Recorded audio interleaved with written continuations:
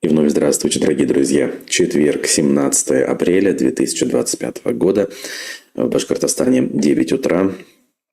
И мы с вами начинаем очередную встречу, где обсуждаем текущие новости нашей республики через призму событий в стране и в мире. Как же без этого? Ну и как же без вашего активного участия? Вы нам нужны, мне лично нужны в качестве соучастников, в хорошем смысле этого слова, данного процесса. Поэтому прямо сейчас буду обращать внимание на ваши сообщения в чате, YouTube-трансляции и по возможности даже в Telegram-канале, где мы также ведем прямой эфир, посмотрю ваши комментарии. Вот уже пользователь с ником «Ведомости Башкортостана» пишет любопытные сведения. Якобы позавчера военные из республики записали ролик, где просили не разрабатывать хребет Крыктытау. А вчера уже они же опубликовали видео с извинениями, поскольку их заставили это сделать. Что ж, с одной стороны интересно, с другой стороны ничего удивительного. Ну и с третьей, если есть такие факты, очень попрошу отправить либо ссылку, либо прям-таки в бот обратной связи в нашем телеграм-канале переслать соответствующие сообщения. Так гораздо удобнее. Могли мы не заметить, пропустить такого рода важные ролики, и они не попали к нам в YouTube-канал. Обычно мы стараемся такие значимые сообщения публиковать прямо в канале, чтобы зрителей было больше у такого рода контента. Это, кстати, касается не только данного случая, но и вообще, в принципе, любых важных вещей, которые попадаются вам на глаза. Это всех касается, поэтому обращаю ваше внимание на этот самый бот обратной связи в Телеграм-канале. Если вдруг еще не пользовались, не искали, найдите. В сам Телеграм-канал заходим, нажимаем сверху на название канала, видим его описание. Общественно-политическое издание Башкортостана. Там же видим аспекты бот. Это то, на что нужно нажать. Откроется окно сообщения. И дальше, как обычно, просто пишем: «Здравствуйте, я вам хочу передать привет». Или передать что-то. В общем, помогайте в этом смысле. Это ничего не стоит в плане денег, но приносит действительно хороший результат в плане информационного обеспечения, то есть нашей главной задачи. Вот. Такие у нас сегодня вступительные детали.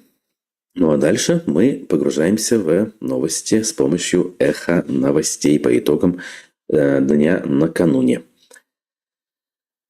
Итак, в Белгородской области в результате взрыва мины погиб 10-летний мальчик, сообщил губернатор Владислав Гладков. По его словам, в приграничном селе Мало-Михайловка ребенок поднял с земли мину-колокольчик, и она взорвалась у него в руках. Мальчик скончался до приезда бригады скорой помощи. Евросоюз отложил введение запрета на импорт российского сжиженного природного газа, узнало агентство Reuters.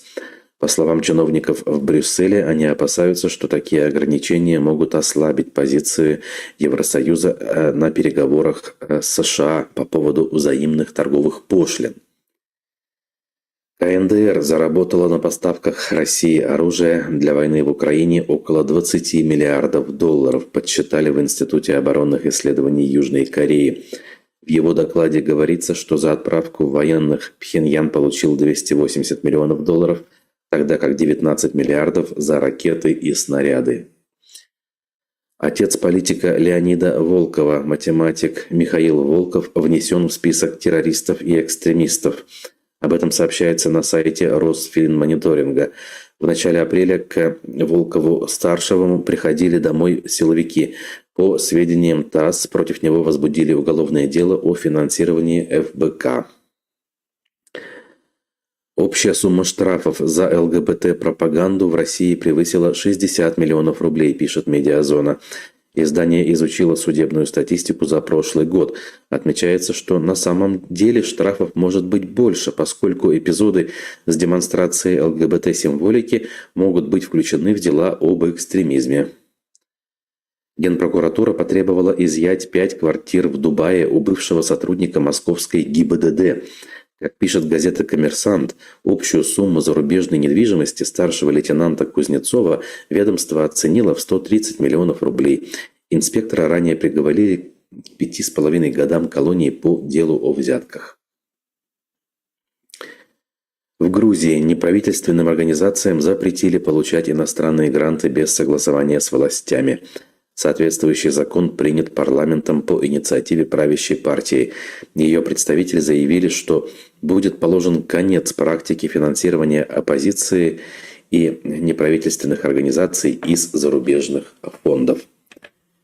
Такие были новости по итогам вчерашнего дня «Эхо новостей». Подписывайтесь, кстати, на этот телеграм-канал. Очень удобно быть в курсе событий, при этом исходя из правильного, скажем так, информационного подхода, исходя из информационной гигиены, если хотите. Здесь новости подбирают профессионалы, обрабатывают, препарируют нужным образом, отшелушивая все лишнее и выносят на суд аудитории. Уж поверьте мне, видел это изнутри, даже проходил кое-какую практику в этом направлении. Очень строгий подход. Всем бы такой, как говорится, да, подход и возможность работать вот с этими стандартами и правилами. Здравствуйте, ведущие и аудитория. Ведущий сегодня один, отвечаю я Ахмедзянову Вадиму. Ну а остальные пожелали доброго утра, за что всем спасибо. У нас сегодня содержание повестки довольно-таки любопытное. Ну, есть, так скажем, и проходные новости, конечно же, как обычно, но есть и очень важные. Ну что ж, давайте посмотрим. В нашей любимой башкирской столице решили отремонтировать, что бы вы думали, конечно же, только что отреставрированную, реконструированную Советскую площадь. Видимо, уж так, знаете ли, много там людей собиралось, что плитка, видимо, пришла в негодность, и на ее переукладку выделили до 5,5 миллионов рублей. Это всего 7400 квадратных метров плитки. Вообще реконструкция Советской площади – это долгий был процесс, ну, относительно долгий, длился с 2020 по 2022 год, пока к осени не был открыт памятник Шаймуратову, что было, видимо, очень кстати по версии властей. Можно было там выстраивать все вот эти вот добровольческие батальоны, полки и так далее. Обо всем вы прекрасно знаете и без меня. Вообще вот на всю эту работу официально было потрачено 530 миллионов рублей, а на памятник только 294 миллиона рублей. И все бы ничего. Но, соответственно, сейчас плитку будут перекладывать, судя по всему. Пишет об этом «Коммерсант», по крайней мере. Странно. То есть, а где же гарантийные обязательства? Если там есть какие-то проблемы, то подрядчики, наверное, должны их устранить совершенно бесплатно. Зачем на это выделять 5,5 миллионов рублей? Остается только догадываться. Возможно, чьи-то аппетиты в период строительства не были до конца удовлетворены и решили таким образом догнаться, как принято говорить. Вот, не знаю. Сумма может быть и не такая астрономическая по бюджетным меркам. На такие деньги сегодня квартиру-то, ну ладно, купишь, наверное, в Уфе квартиру, одну и относительно небольшую. Далее про деньги. Парковка в центре Уфы все-таки должна стать платной в текущем году, а именно вот-вот скоро в июне месяце. Об этом на оперативном совещании в мэрии сообщил начальник управления транспорта и связи городской администрации Олег Хмарин. По его словам, платная парковка появится на улицах Достоевского, Карла Маркса, Кирова, Ленина, Карима, Октябрьской революции. Кстати, тут в заметке написано «Маркса». Я обращаю внимание всех коллег и журналистов. В Уфе нет улицы Маркса. Есть улица Карла Маркса. Дело в том, что иногда в некоторых населенных пунктах улицы действительно называются улицами Маркса. И это другие улицы, это другое топографическое название. Поэтому не нужно сокращать. Это то же самое, что написать улица Революции, а не Октябрьской революции. Значит, далее. Пушкина, Чернышевского, Коммунистическая. В общем, понятные улицы в центре Уфы. Всего должны выделить 1200 парковочных мест. Из них не менее 10%, отметил чиновник, предусмотрят для маломобильных групп населения. Стоимость часа парковки составит на начальном этапе, внимание, 40 рублей. Оплатить ее можно будет через специальное мобильное приложение, а также через сайт, СМС и через банкомат. Ну или паркомат, наверное, я бы его назвал. Поскольку есть возможность управлять мобильным приложением, это, в общем-то, неплохо. И я здесь, если уж быть кратким, напомню, что это действительно хоть и не популярная, но неизбежная и правильная мера для того, чтобы каким-то образом упорядочить движение в особо загруженных местах любого города и Уфы, конечно же, в частности. Об этом и о многом другом касательно урбанистики мы говорим каждый четверг в программе «Здесь живут люди» на канале «Живой гвоздь», где я выступаю соведущим урбаниста Аркадия Гершмана. Сегодня, кстати, очередной выпуск в 19 часов по уфимскому времени. Ну, в 19:05, если быть более точным. Мы обычно выходим в эфир. Так что смотрите, если интересно немножечко о другом, поменьше политики, побольше практики, как говорится. Вот. Так, я прислал ссылку, пишут нам ведомости с изменениями военных. Почему модераторы удалили? У нас нет модераторов, никто ничего не удалял. Возможно, это какие-то алгоритмы в самом Ютубе и в чате Ютуба так действуют, к сожалению. Вот. Поэтому, если можно, еще раз пришлите уже все-таки в бот обратной связи в Телеграм-канале. Ну, а сам Телеграм-канал тут легко найти в описании к трансляции. Так. Ну что ж, дальше тогда идем к более важным новостям. Баймакское дело. Вышла история еще одного осужденного уже фигуранта баймакского дела Раиля Галина. Давайте посмотрим, почитаем, как говорится, кто это такой, что он из себя представляет. Вообще, мы уже с вами знаем, что баймакцев много, мы следим за этим делом, скажем так, в групповом таком варианте, в обезличенном варианте. Но вот благодарность к нашим коллегам, журналистам, которые занимаются тем, что описывают биографии, жизненные пути отдельно взятых жертв баймакского произвола. И вот на очереди Раиль Галин. Его жена, даже нет, в данном случае неназванные родственники, сообщили следующее. Раиля Галина 10 марта 2024 года вызвали в Уфу на Советскую, 18, где расположен первый отдел по расследованию особо важных дел Управления Следственного комитета. Предъявили обвинения по 212 и 318 статьям Уголовного кодекса и отправили в СИЗО номер 1. Значит, Галин, вопреки законному требованию сотрудника полиции, отказывался покинуть указанную территорию возле Баймакского райсуда. Это говорилось в постановлении суда об выборе меры пресечения в отношении данного фигуранта. Там же указывалось, что в суде Галин свою вину признал, раскаялся в содеянном и пояснил, что 17 января 2024 года находился на сходе граждан возле здания суда.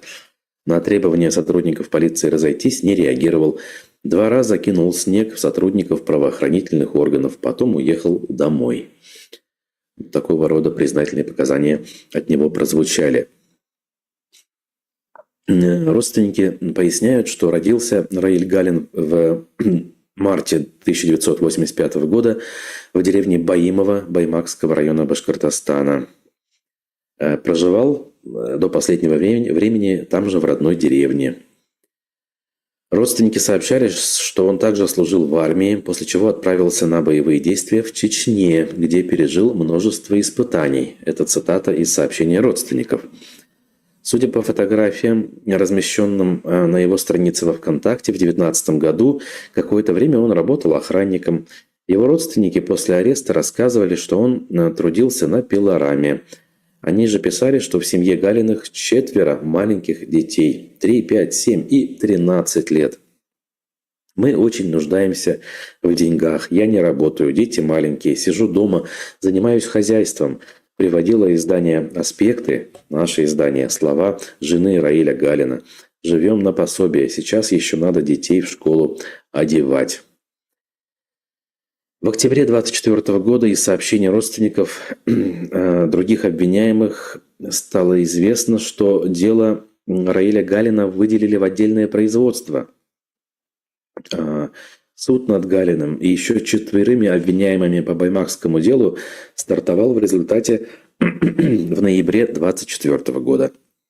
Прошло около 10 заседаний, некоторые из них, по словам родственников, откладывали из-за недоставления подсудимых, либо по причине невозможности организовать видеоконференц-связь. В начале декабря минувшего года родственники сообщили, что арест фигурантам продлен до апреля 2025 года. Ну а 3 марта 2025 года суд огласил приговор. Раиля Галина признали виновным в участии в массовых беспорядках и применении насилия, не опасного для жизни и здоровья, в отношении представителя власти. Приговорили его к 5 годам лишения свободы в колонии общего режима.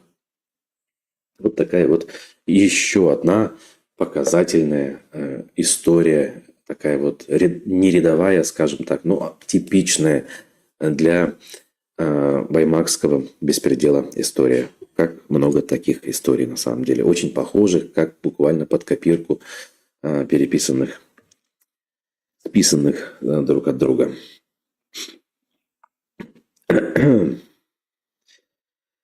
Ну что ж, смотрим дальше за вашими комментариями.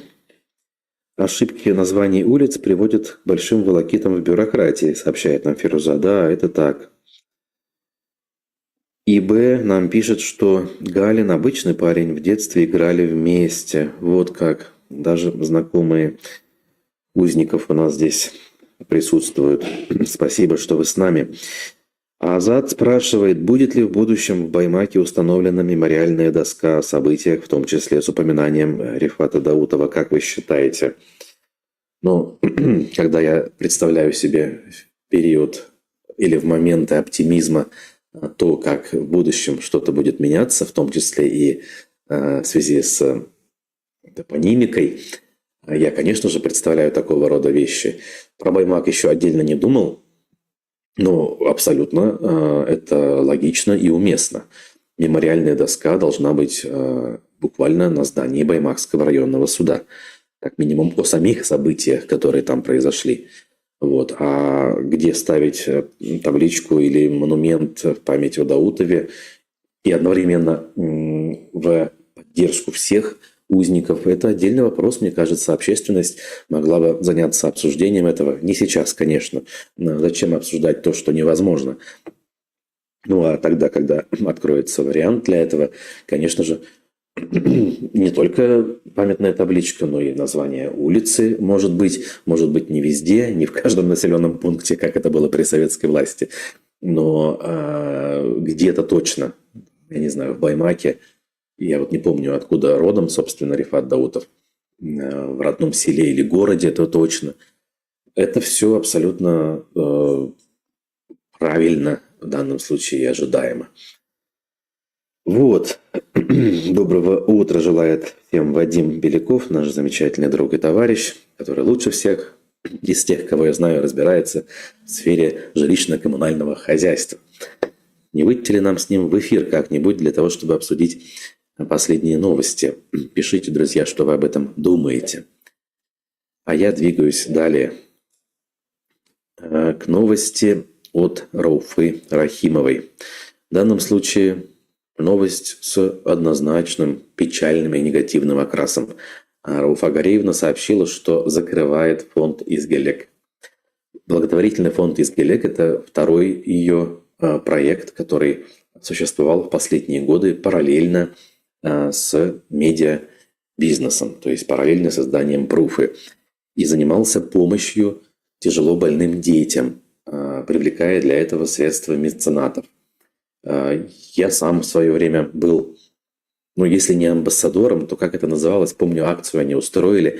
Нужно было приобрести мерч с логотипами из Гелека и опубликовать в социальных сетях, что я тогда с удовольствием и сделал. И вот она пишет.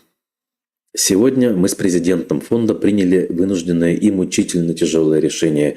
Изгелек прекращает свою деятельность. Почему? Продолжает Рауфа.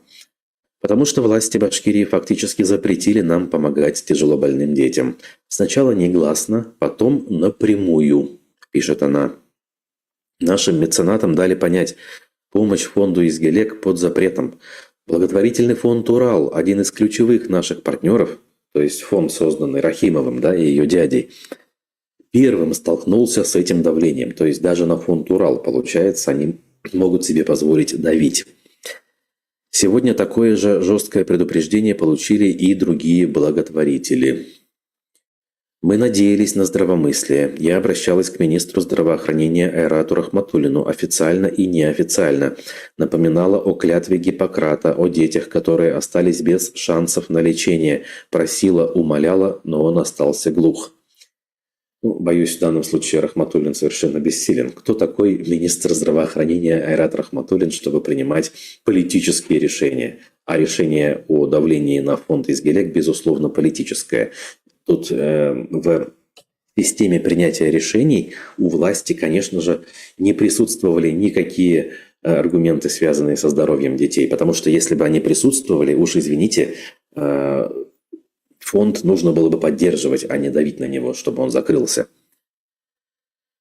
Дальше Рауфа Рахимова продолжает. Когда-то он говорил мне теплые слова о Муртазе Губайдуловиче, восхищался тем, что делает Изгелек, но потом получил, видимо, команду сверху и запретил направлять нам пациентов на лечение.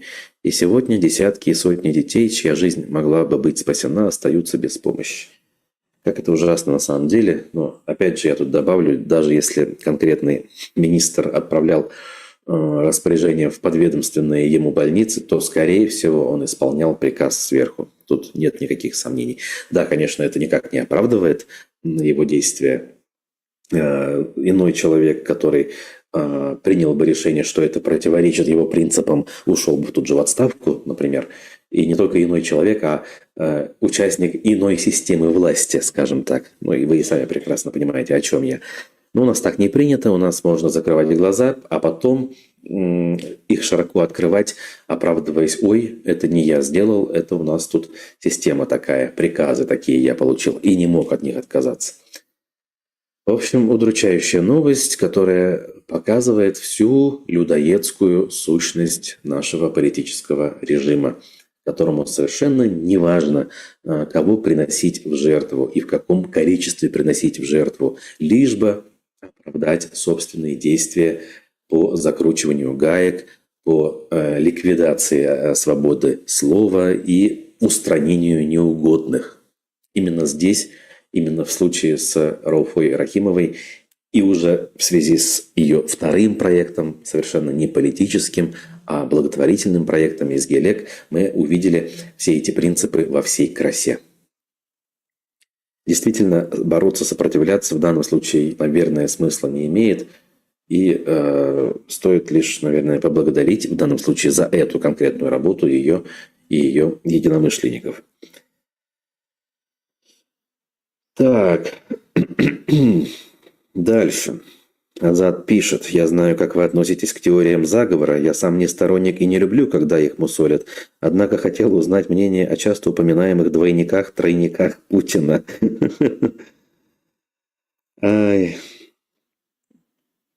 Я скептически отношусь все-таки к ним. Я допускаю существование, все-таки есть такое понятие, как люди, похожие как две капли воды. И некоторые события, связанные с Путиным, особенно в период коронавируса, давали много пищи для размышлений по этому поводу. Но теория о том, что он мертв, и теперь вместо него появляются на людях только двойники, мне кажется, совершенно не выдерживает никакой критики. Все-таки это тот самый человек, заметно постаревший, конечно, изменившийся за те 25 лет, что он у власти, но это тот самый человек, который проходит собственную эволюционную лестницу, ну, в данном случае лестницу деградации. Поэтому нет, все-таки скептически. И вот это вот не относится, наверное, к моему общему скепсису по поводу теории заговора. Это отношение к конкретной истории. Такое возможно, я скажу. То есть, если я считаю, что, например, мировое теневое правительство невозможно в принципе, то история с Путиным и двойниками, она вполне возможна. То есть, нельзя этого исключать. Но мне кажется, что в реальности это не так. В отдельно взятом, вот в конкретном нашем с вами случае. Если бы это было так, наверное, может быть, даже было бы лучше. Так. Дальше. Дальше идем. И любопытная новость, вот о чем вышла вчера. Уфимский гарнизонный суд, военный суд, приговорил некого военнослужащего к 23 годам заключения. Его обвинили в убийстве, дезертирстве и также по другим статьям. Вот так вот, не все у нас герои, не все у нас будущие чиновники, как об этом говорит регулярно Ради Хабиров и другие наши высокопоставленные лица, не упоминая при этом, что многие так называемые герои уже успели отметиться на поприще очень тяжелых преступлений. И об этом сейчас у нас будет целый блок. Если говорить про этого мужчину, то его приговорили 18 марта. Его признали виновным в убийстве, во-первых, в насильственных действиях в отношении начальника, совершенные в период мобилизации, обратите внимание, а также в самовольном оставлении части или места службы в период мобилизации, а также в дезертирстве, совершенном в период мобилизации. Вообще вот эти все пункты, которые я сейчас перечислил, они похвальны. Вот все бы так поступали. Знаете, можно поделиться же такими сокровенными мыслями. Когда стартовала мобилизация, я представлял себе, что могу оказаться в числе мобилизованных. Я именно так себе представлял сценарий собственных действий. Ну, то есть я мог бы быть на месте вот этого человека. Я не мог себе представить, что я, если вдруг буду мобилизован, пойду с оружием в руках убивать других. Скорее пойду против своих собственных начальников, да, чтобы как-то оттуда свалить как можно быстрее. Вот такие вот мысли. Поэтому, чтобы избежать даже вероятности какой-то того, чтобы это случилось, нужно было принимать кардинальные решения. В общем, подробности о том, как все именно происходило в случае вот с данным военнослужащим, тут не приводится, но известно, что это Владимир Замолюк. Значит, как бы вот все. Никакой больше информации нет, откуда, что и как, непонятно. Просто сам факт такой имеет место быть. И посмотрите, какой огромный, по сути, пожизненный срок вынесли они за, по сути, единственное правильное решение, которое мог принять человек, которого призвали на эту войну. А вот другой военнослужащий, который не принимал такого решения. Как сообщает медиапроект «Астра», военный из Башкортостана, вернувшись в родное село, изнасиловал девятиклассницу. Значит, с заявлением в органы обратилась мать пострадавшей девочки, доярка одного из населенных пунктов Аургазинского района республики. По ее словам, вернувшийся домой военный контрактник из военной части 318-53, что базируется в Молькино Краснодарского края, изнасиловал ее 16-летнюю дочь у себя дома. Подозреваемому 25 лет, ранее он уже был судим за половое сношение с лицом, не достигшим 16 лет. Получив судимость по 134 статье Уголовного кодекса в 2021 году, в 2022 году его еще и осудили за кражу. Ну, потом, видимо, как осужденный, он отправился в места, известные нам с вами, откуда вернулся героем и продолжил свою практику. Знаете ли, много можно иронизировать, читая подобные новости, и с сарказмом признавать, что ждите скоро в каждом доме, в каждой улице. Ну, давайте не будем этого делать. Вы сами все прекрасно понимаете.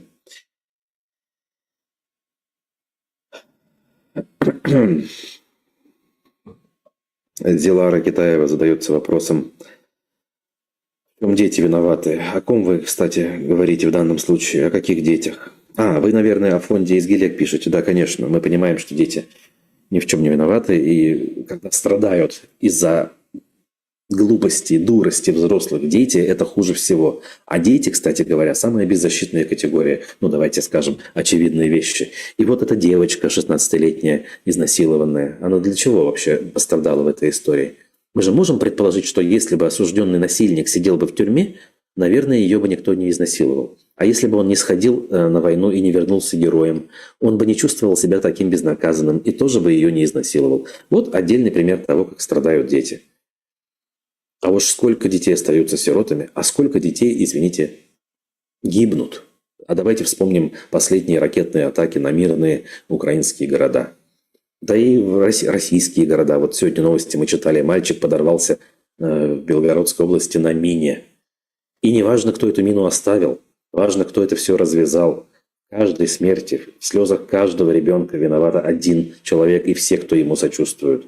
И нет никаких оправданий ни ему, ни всем тем, кто поддерживает всю эту преступную, ужасную политику. Потому что, как там говорят, слеза даже одного ребенка не стоит и, значит, капли тех там преимуществ, которые дают поступки взрослых.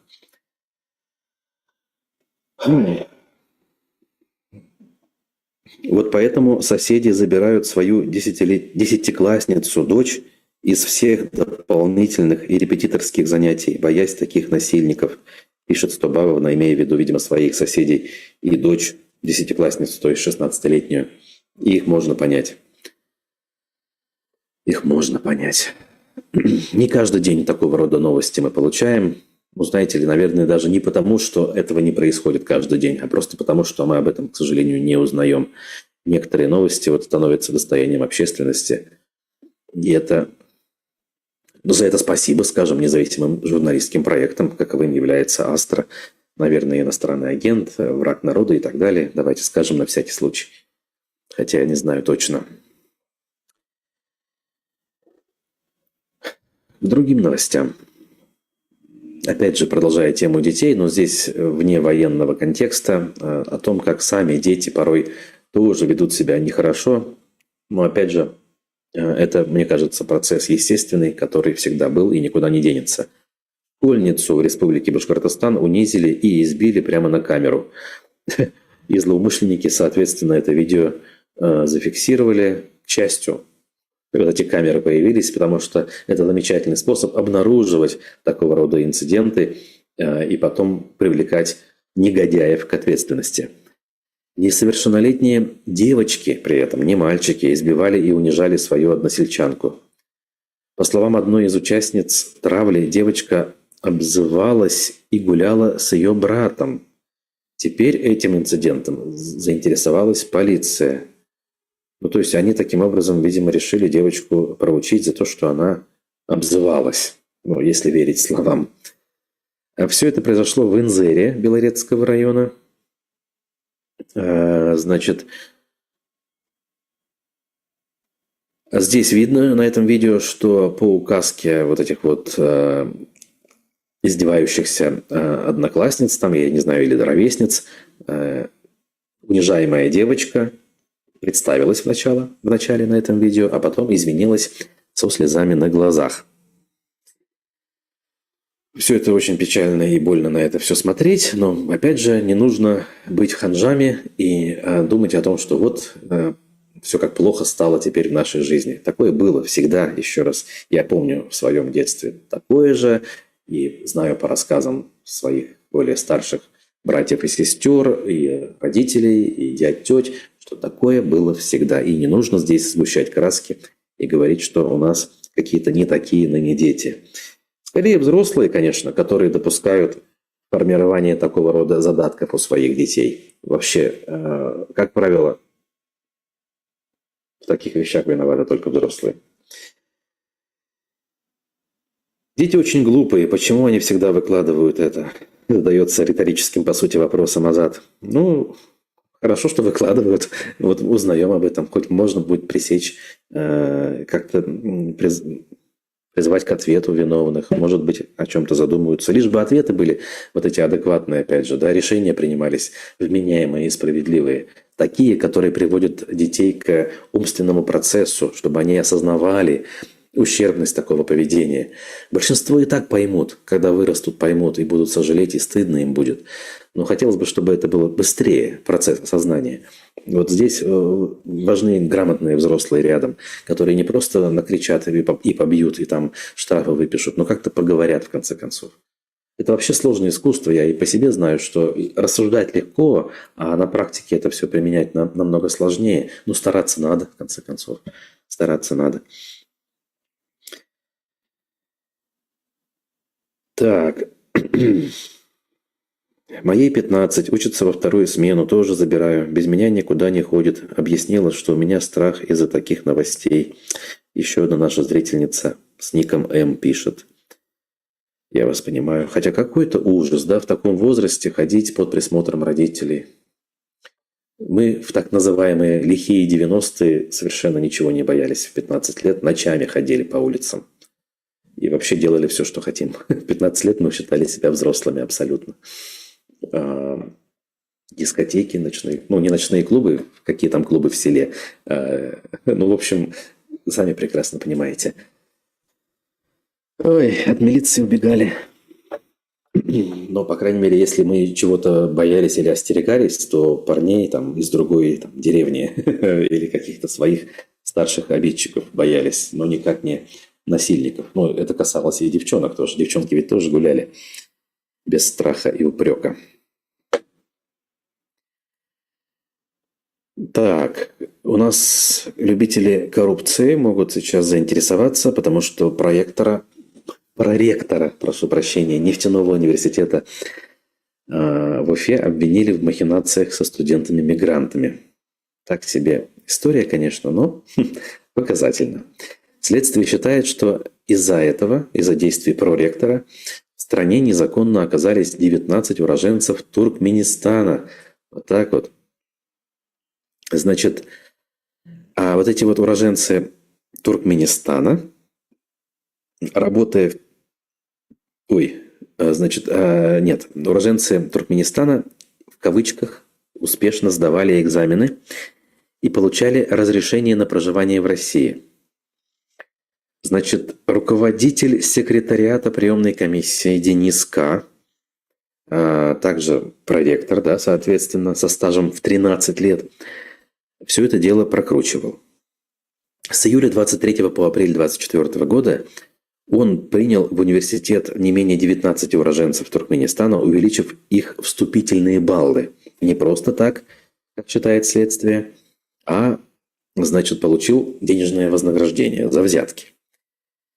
Таким образом, были созданы условия для незаконного въезда и пребывания иностранных граждан на территории России при отсутствии на это законных оснований. То есть это важно по версии следствия, а не то, что он брал денежное вознаграждение. Так, не совсем понимаю логику. Но, видимо, сегодня, когда обострилась борьба с мигрантами, это считается наиболее тяжким преступлением, а не сама по себе коррупция в виде получения денег. Любопытно.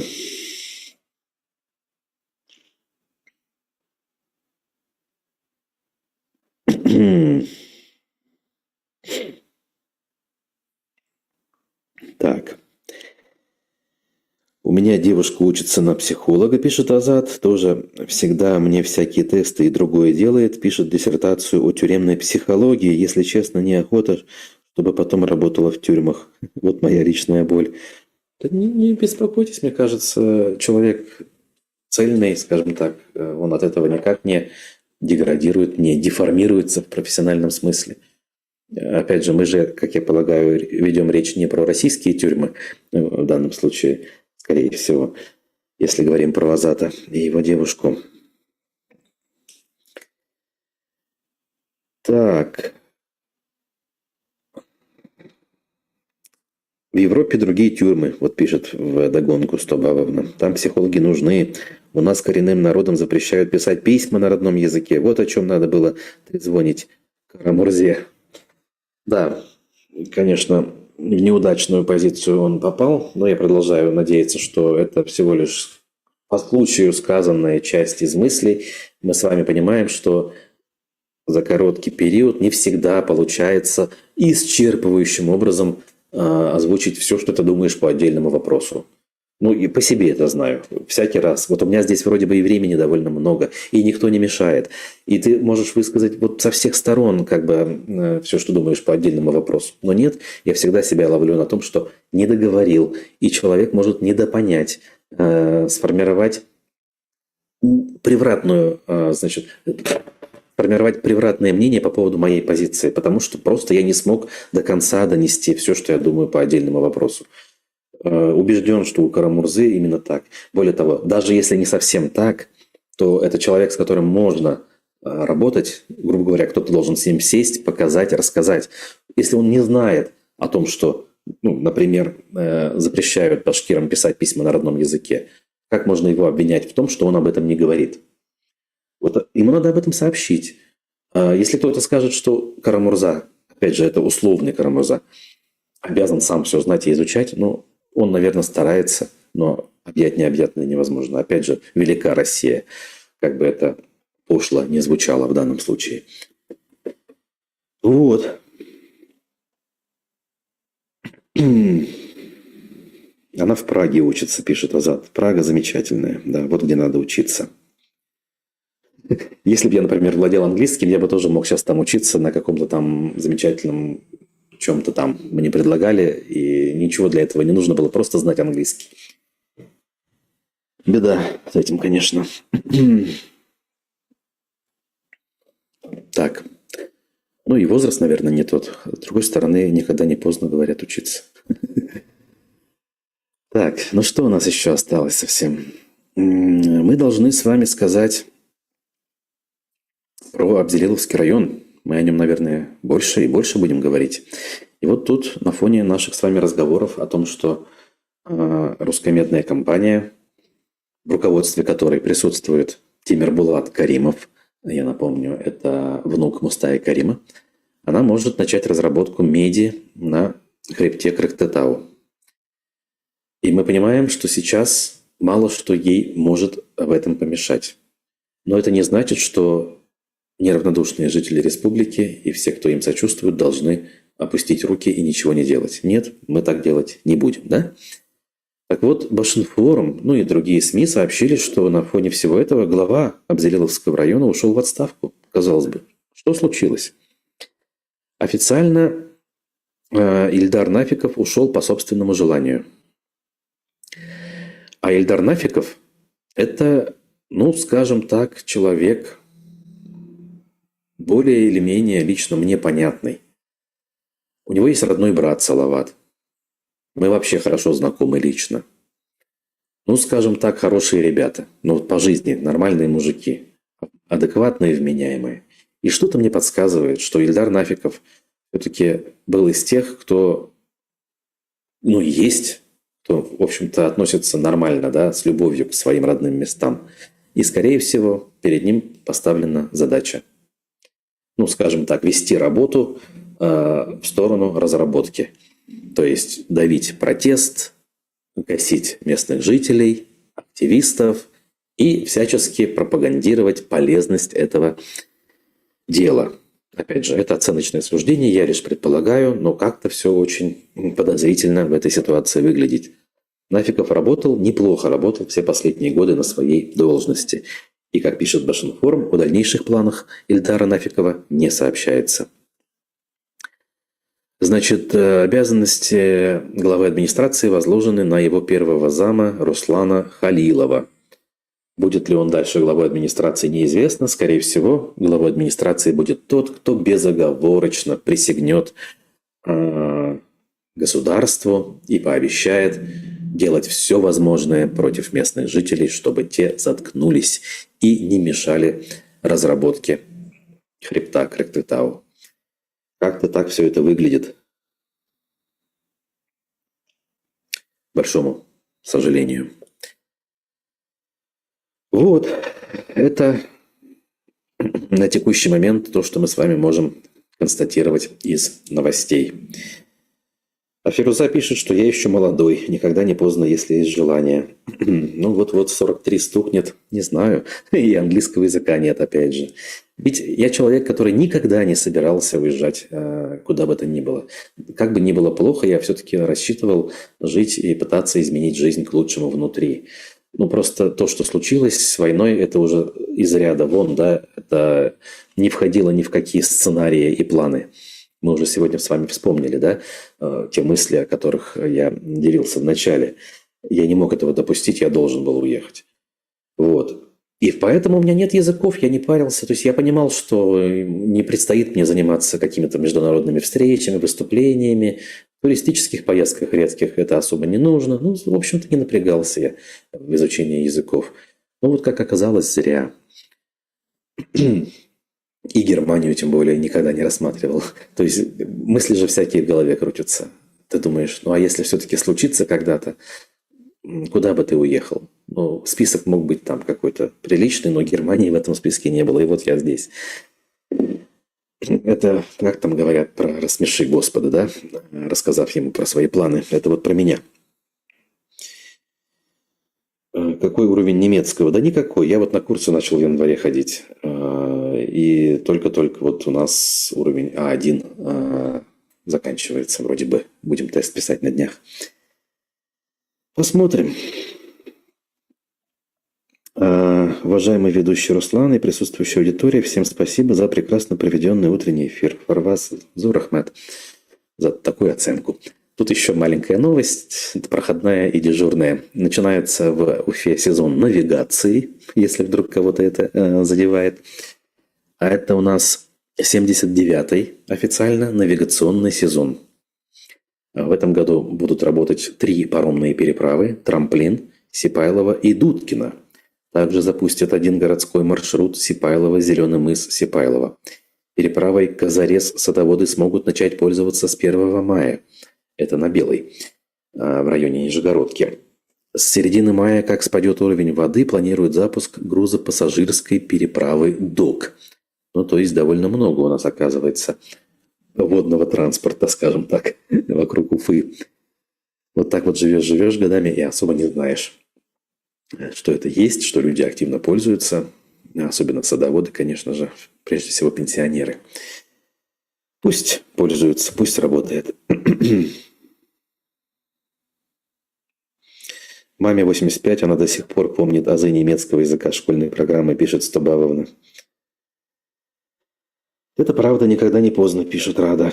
Ну, спасибо, да, за напутственные слова. Может быть, действительно так и есть. Кстати, пожилые немцы тоже помнят русский язык. Они его изучали, бытность жизни в ГДР. Некоторые помнят довольно сносно, надо сказать. Ну, как пожилые, вот даже мое поколение и те, кто старше однозначно, они застали немецкий язык в школах. Знаете, русский. И сейчас русский преподается, если что. Кто-то говорит про русофобию, ничего подобного. В качестве так называемого 3-го иностранного, а в гимназиях тут сколько-то иностранных, я не помню сколько, много. 2 как минимум обязательных, и вот дальше 3-й, 4-й. В качестве 3-го иностранного есть школы, где можно выбирать русский язык и изучать, и его изучают, и довольно много. Некоторые районы в том же Берлине очень русифицированные. Ты идешь по улице, и ты каждого второго встречаешь, кто говорит по-русски. В этом смысле народу полно. Есть организации, где работают исключительно русскоязычные люди и нанимают себе русскоязычных. Им так удобно. Это, конечно, я не считаю правильным. Я бы не пошел. Я бы все-таки пошел тяжелым путем. Рано или поздно, наверное, придется это делать. Пойти там куда-то. Именно в такую среду, знаете ли, чтобы погрузиться хоть немного. Опять же, то, что мы изучаем теоретически на курсах, так называемый Hochdeutsch, классический, это как вот башкирский официальный, да? И у него куча диалектов. У немецкого то же самое. В Берлине, в столице, есть свой диалект, который отличается довольно существенно от так называемого официального языка. И его понять, говорят, сложно, даже тем, кто хорошо уже владеет. Очень все это пугает.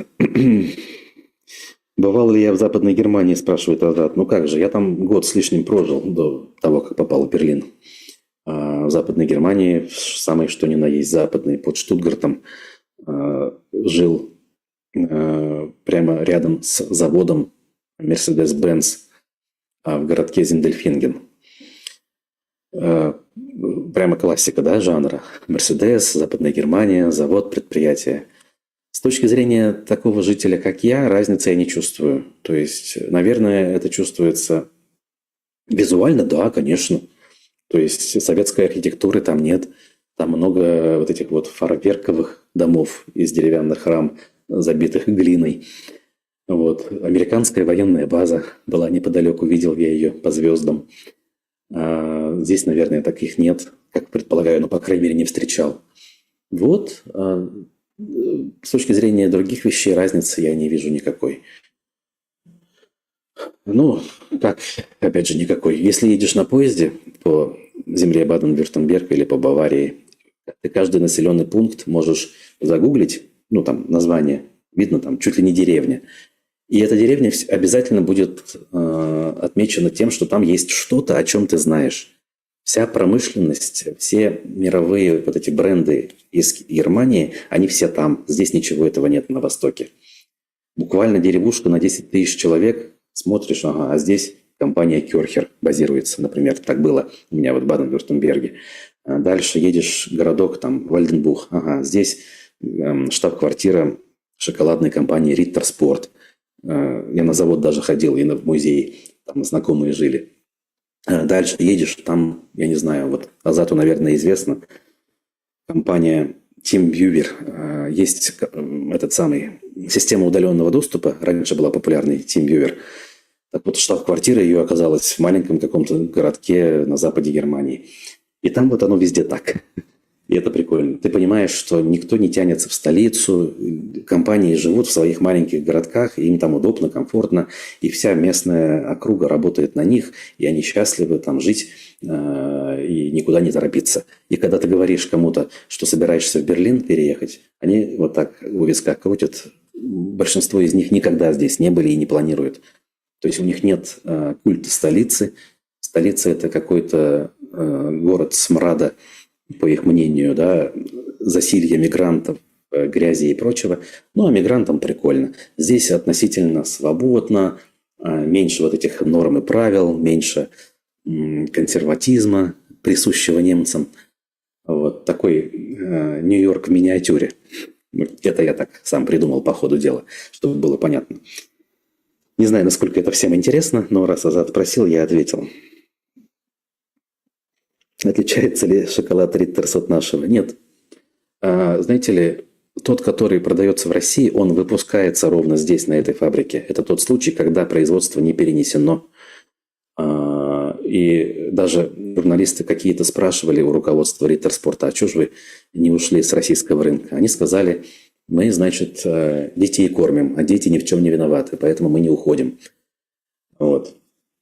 А там интересная история, как и все вот эти компании, у них у всех все начиналось случайно, в семье, кто-то там хотел ребенку чем-то там помочь, как-то порадовать, как в случае с Риттерспортом, как и в случае с Мерседесом, в конце концов. Это все одновременно и вдохновляет, и радует, но не без проблем. Я ехал как-то в ночной электричке из Штутгарта в этот Зиндельфинген, и полон поезд был работников завода. Так вот, там 99% были мигранты. С одной стороны, ничего плохого в этом нет, что работают. То есть они все ехали в униформе с логотипами Мерседеса, с рюкзаками Мерседес. Я понимал, куда они едут и зачем в 4:50 утра. Вот.